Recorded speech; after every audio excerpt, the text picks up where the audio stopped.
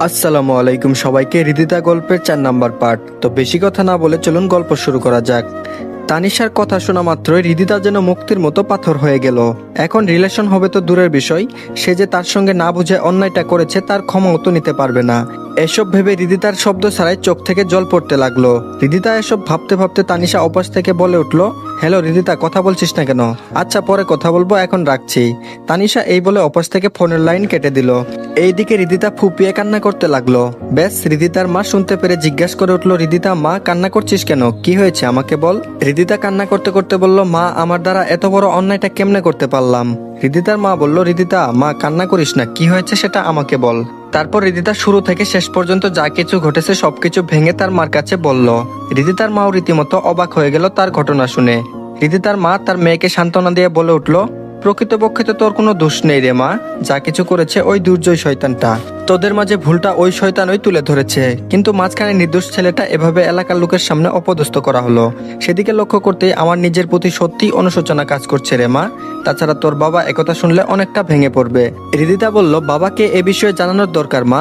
এর মধ্যেই শফিক সাহেব এসে বলতে লাগলো, কি হৃদিতা মামুনি, সেই ছেলেটা কি তোমাকে আর কখনো বিরক্ত করেছে?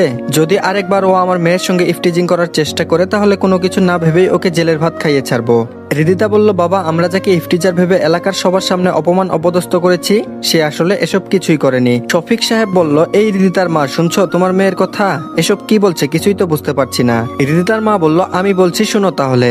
এই বলে হৃদিতার মা সবটা শফিক সাহেবকে জানালো। শফিক সাহেব ঘটনাটি জানার পর ঠাস করে সোফায় বসে পড়লো আর অনুশোচনায় বলে উঠলো, আমার রাজনৈতিক ক্ষমতা থাকলেও কখনো কারো প্রতি অন্যায় করিনি কিংবা ক্ষমতার অপব্যবহার করিনি। আজ আমার দ্বারা নির্দোষ ছেলেটা এভাবেই শাস্তি পেল। হৃদিতার মা বলল, এখন এসব বলে কি হবে, যা হবার তো হয়ে গেছে। তারপর শফিক সাহেব বলল, হৃদিতা চল মা, আমরা বরং রনির কাছে গিয়ে আমাদের ভুল স্বীকার করে নেই আর ক্ষমা চেয়ে নেই। হৃদিতা কান্না করতে করতে বলল, বাবা, সেটার সুযোগও এখন নেই। কিছুক্ষণ আগে জানতে পারলাম ও কাউকে কিছু না বলে এই শহর ছেড়ে অন্য কোনো শহরে চলে গেছে। শফিক সাহেব তার মেয়ের কথা শুনে রীতিমতো অবাক হয়ে বলে উঠল, শেষ পর্যন্ত ছেলেটা ক্ষমা চাওয়ার সুযোগটাও দিল না। আর এদিকে আমার আজ 2 দিন ধরে রাস্তায় ফুটপাতে নির্ঘুম রাত কাটিয়ে দিতে হচ্ছে। ঢাকা শহরে এত লোকজন, তারপরেও এখানে একজনকেও পরিচিত হিসেবে পেলাম না। তাহলে কি আমাকে আবার গ্রামে ফিরে যেতে হবে? না না, সেটা সম্ভব না। গ্রাম থেকে যখন চলে আসছি তখন ঢাকায় একটা না একটা উপায় ঠিক বের হয়ে যাবে। ভাবিনি কখনো এমন একটা পরিস্থিতির মোকাবেলা করতে হবে। চায়ের দোকানের বেঞ্চে বসে এবার আনমনে চিন্তা করছিলাম। এমন সময় পিছন দিকে কেউ একজন রনি বলে ডেকে উঠলো। প্রথমে ভাবলাম এই ঢাকা শহরে কে আমাকে ডাকবে, হয়তো আমার নামে অন্য কাউকে ডাকছে। ব্যাস, সেদিকে সাড়া না দিয়ে চা খেতে মনোযোগ দিলাম, কিন্তু আমার ধারণা ভুল প্রমাণিত হয়ে গেল। চা খাচ্ছি, এর মধ্যে পিছন দিক থেকে কাঁধে হাত রেখে কেউ একজন বলে উঠলো, কিরে, কখন থেকে তোকে ডাকছি, শুনিস না কেন? আমি পিছন দিকে তাকিয়ে লক্ষ্য করতে আমার চোখ তো কপালে উঠে গেল। আরে এ তো তানবীর, স্কুল কালের ফ্রেন্ড। আল্লাহর অসীম দয়া, এই তানবীরে আমাকে একটা থাকার ব্যবস্থা করে দিতে পারবে। চিন্তামুক্ত হয়ে বলে উঠলাম, দোস্ত আমাকে একটা হেল্প কর প্লিজ। আজ 2 দিন ধরে ফুটপাতে থাকতে হচ্ছে। এই কদিন অনেক চেষ্টা করেছি কিন্তু বাসা ভাড়া করতে পারিনি। একা একজনকে কেউ বাসা ভাড়া দিতে চায় না। আল্লাহর রহমতে তোকে যখন পেয়ে গেছি, তো আমাকে একটা থাকার ব্যবস্থা করে দে না প্লিজ দোস্ত।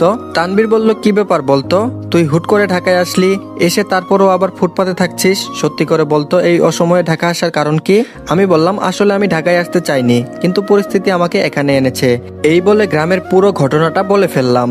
তানবীর বলল, দুর্জয় তোকে নিয়ে এত বড় একটা গেম খেললো আর তুই ওকে কিছু না বলে চলে আসলি?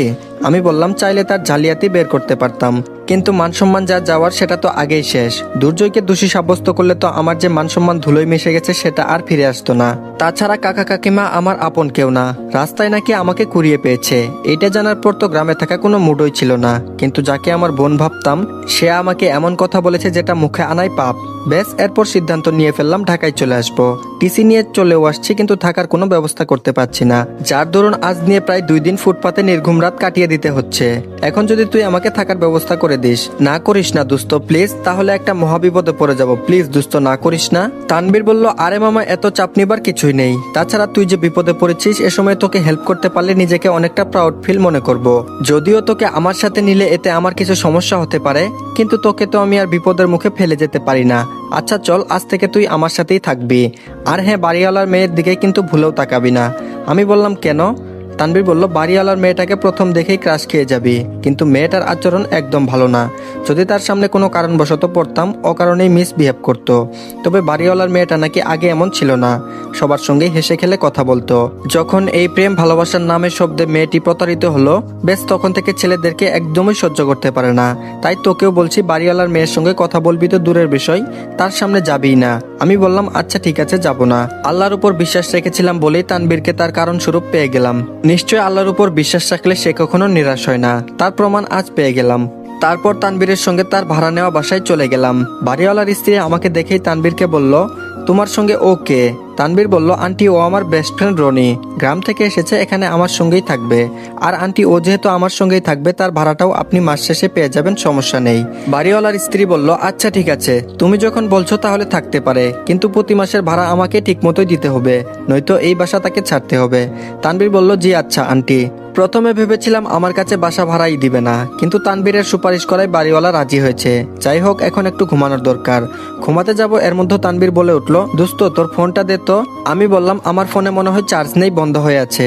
তানবীর বলল, আচ্ছা ঠিক আছে, ফোন চার্জে লাগা, দরকার আছে। তানবীরের কথা মতো ফোনটাকে চার্জে লাগিয়ে অন করতেই ডেভিল বইনে এই নাম্বার থেকে 1000টা প্লাস কল প্লাস মেসেজ আর ফোন এসে ভরে গেছে। প্রথম মেসেজ ছিল এমন, ভাই প্লিজ তুই বাড়িতে ফিরে আয়, তোকে ছাড়া পুরো বাড়িটা কেমন শূন্যতায় ভরে গেছে, ফিরে আয় না প্লিজ। মেসেজের শেষে কান্নার ইমোজি 2টা। তারপরের মেসেজটা ছিল, তোর জন্য বাবা মা তারা অনেক কান্না করতেছে, তাদের দিকে তাকিয়ে অ্যাটলিস্ট এই বাড়ি ফিরে আয়, জিদ করিস না প্লিজ। তুই তো জানিস তোর সঙ্গে আমার ঝগড়া না করলে পেটের ভাত হজমই হয় না। এখন তুই বাসায় নেই, দুদিনে কেমন জানি অন্ধকার নেমে এসেছে। বাবা মা তাদের মুখে কোনো হাসির আভা নেই, সবসময় বিষণ্ণতার ছাপ তাদের মুখে লেগেই থাকে। তুই তো এটাও জানিস, ওরা আমাকে না যতটুকু ভালোবাসে, তার থেকেও দ্বিগুণ ওরা তোকে ভালোবাসে। তুই কি চাইলে পারবি না তোর সব রাগ অভিমান ফেলে আবার আমাদের কাছে ফিরে আসতে? মেসেজটা পড়ে চোখ থেকে কয়েক ফোঁটা নোনা জল গড়তে লাগলো। তারপর কোনো কিছু না ভেবে মেসেজটি রিপ্লাই দিলাম, সেটা আর সম্ভব না। আর হ্যাঁ, দয়া করে এই নাম্বারে ফোন কিংবা মেসেজ দিবেন না, এইটুকু লিখে ডেভিল বইনের নাম্বারে সেন্ড করলাম। বেশ সঙ্গে সঙ্গে অপাস থেকে কল আসতে লাগলো। কল কেটে দেবার পরও কল আসতে লাগলো। দেখে উপায় না পেয়ে কলটা রিসিভ করলাম। আমি বললাম, হ্যালো। তানিশা কান্না কান্না কণ্ঠে বলল, ভাই তুই কেমন আছিস? আমি বললাম, সরি, কে আপনার ভাই? ফোনে এভাবে কান্নাকাটি করছেন কেন? যদি কান্নাকাটি করতেই হয় তাহলে ফোন রেখে দিয়ে সারাদিন কান্নাকাটি করুন। ফোন রাখছি। ফোনের লাইনটা কাটতে চেয়েও কেন জানি কাটতে পারলাম না। নীরব শ্রোতাদের মতো চুপ হয়ে গেলাম। আর তানিশা অপাস থেকে বলতে লাগলো, তুই 2 দিন হয় বাড়ি ছেড়েছিস, আর 2 দিনের তোর শূন্যতা পুরো বাড়ি ভরে গেছে। আগে তো তোর জ্বালায় কোনো সিরিয়াল দেখতে পারতাম না, সারাক্ষণ ওই আইপিএল খেলা নয়তো মুভি দেখেছিস, তবুও আমাকে কিছু দেখতে দেসনি।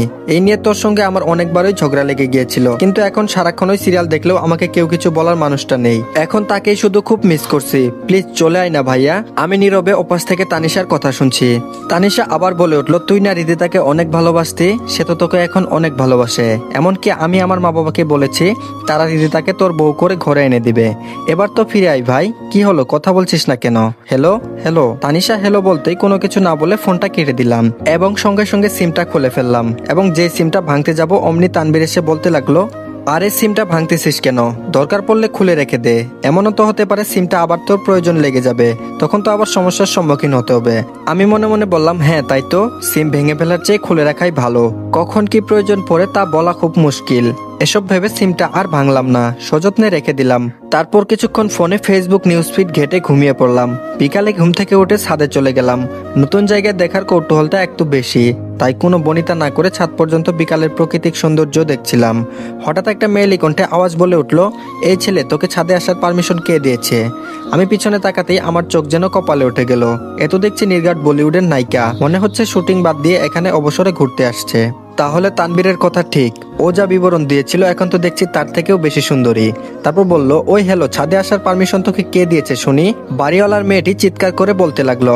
বাড়িওয়ালার মেয়ের চিৎকার মেরে বলাতে নিমিষেই ভাবনার বিচ্ছেদ ঘটে গেল এবং তার প্রতি উত্তরে বললাম, জি ইয়ে মানে আমি এখানে নতুন ভাড়াটিয়া।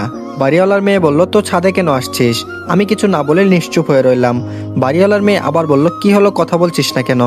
আমি বললাম, সরি, ভুল হয়ে গেছে আমার, আর ছাদে আসবো না। বাড়িওয়ালার মেয়ে বলল, আমাদের বাসায় ভাড়া থাকবি ভালো কথা, কিন্তু ভুলেও আমার পারমিশন ছাড়া ছাদে আসবি না, কথাটি যেন মনে থাকে। আমি বললাম, জি আচ্ছা, মনে থাকবে। তারপর ওখানে আর কোনো কথা বললাম না। আমার জীবনে এই প্রথম একজনকে দেখলাম যে কারণ ছাড়াই মিসবিহেভ করলো। কি সাংঘাতিক মেয়ে রে বাবা, আমাকে চিনে না জানে না, অথচ আমার সঙ্গে কিনা দুর্ব্যবহার করলো। না, এই মেয়েটার কাছ থেকে দূরে থাকতে হবে, নয়তো কোনো সময় অঘটন ঘটে যেতে পারে। এদিকে তানিশার বাবা মাও ভালো নেই, যাকে ছোট করে কুলে পিঠে করে মানুষ করেছে, আর সে কিনা মান অভিমানে তাদের বাসা ছেড়ে চিরতরে চলে গেল। এই বিষয়টা তানিশার বাবা মা কোনোভাবেই মেনে নিতে পারছে না। তানিশাও বাড়িতে তার বাবা মায়ের মুখের বিষণ্ণতার প্রতিচ্ছবি লেগেই আছে, দেখে মন খারাপ হওয়ার কারণ হয়ে দাঁড়িয়েছে। সেটা অবশ্য তার নিজের অপরাধ বলে মনে করে। আজ এই পরিস্থিতি এমনটা হতো না যদি সে ওইসব গালি না দিত, কিন্তু কি থেকে কি হয়ে গেল তানিশা কিছুই বুঝতে পারলো না। তবে তার এখনো অনুশোচনা হচ্ছে কেন সে তার ভাইকে এসব বলতে গেল। হৃদিতার ফ্যামিলি তো ইতিমধ্যে রনিকে খুঁজতে শুরু করে ফেলেছে ক্ষমা চাওয়ার জন্য। তারা যখন বুঝতে পারলো নির্দোষ একজন মানুষকে যে কিনা বিনা অপরাধে গ্রামবাসীর সামনে অপমান অপদস্থ সহ্য করলো, কিন্তু প্রকৃতপক্ষে সে অপরাধ করেইনি, তারপরও তাকে শাস্তি পেতে হলো, এটা যার সঙ্গে হোক না কেন মেনে নিবার কোনোভাবেই সম্ভব ছিল না। কিন্তু রনি তো পরিস্থিতির শিকার, তার কোনো কথা গলা ফাটিয়ে বললেও কেউ শুনতো না। যখন গ্রাম ছেড়ে শহরে চলে গেল, তখন তাদের সামনে আসা সত্যটা প্রকাশিত হলো।